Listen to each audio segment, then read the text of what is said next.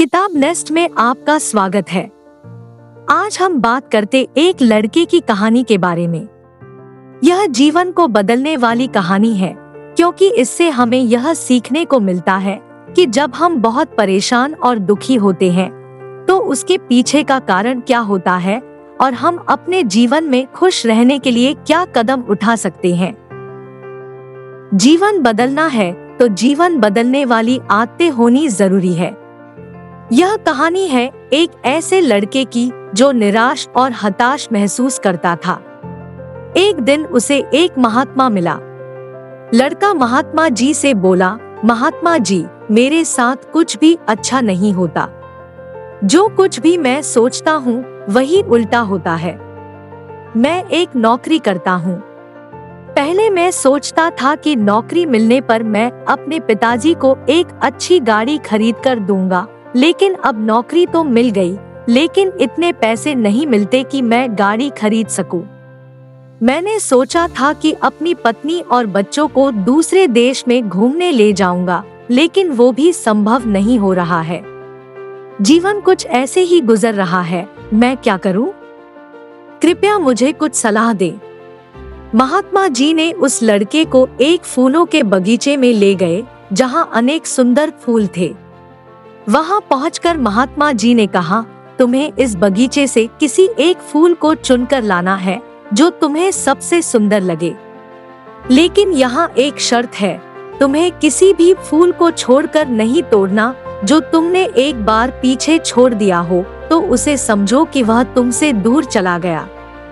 लड़का बगीचे के किनारे जाकर फूल चुनने लगा। उसके सामने बहुत सारे सुंदर फूल थे, लेकिन वह सोचता रहता है कि आखिरकार कोई और भी सुंदर फूल मिल सकता है। उसने एक फूल को छोड़कर आगे बढ़ते जाते हुए कहा, शायद इस सुंदर फूल से भी और सुंदर फूल हो, मैं उसे तोड़ कर लाऊंगा। अब लड़के के पास कुछ ही फूल बचे थे जो सूखे हुए थे। उसने सोचा कि उसका एक ही विकल्प बचा है, वह उन सूखे फूलों में से किसी एक को तोड़ सकता है। वह एक सूखा हुआ फूल तोड़कर महात्मा जी के पास ले गया। उसने सूखे हुए फूल को दिखाया।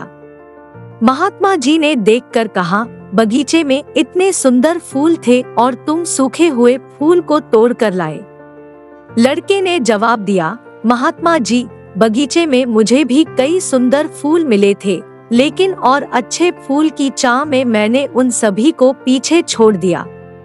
बाद में केवल सूखे हुए फूल बचे थे, जिनमें से मैं एक को तोड़ कर लाया हूँ। महात्मा जी ने लड़के को समझाया, यह बगीचा तुम्हारा जीवन है, सुंदर फूल तुम्हारी खुशियाँ है। बगीचा इतने सुंदर फूलों से भरा हुआ है, लेकिन तुम उन्हें छोड़कर अधिक अच्छे फूल की चाह में हो, जिससे कि तुम अपने वर्तमान को खुशी से नहीं जी पा रहे हो। तुम्हारे माता पिता को कोई गाड़ी से खुशी नहीं मिलेगी, जो खुशी तुम्हारे साथ बैठकर मिल सकती है।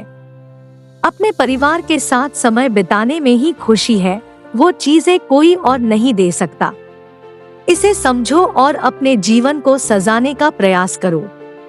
इसके बाद से लड़के ने अपने वर्तमान के छोटे छोटे पलों का आनंद लेना शुरू किया। उसने समझा कि खुशी और सुख वास्तव में छोटी छोटी बातों में है।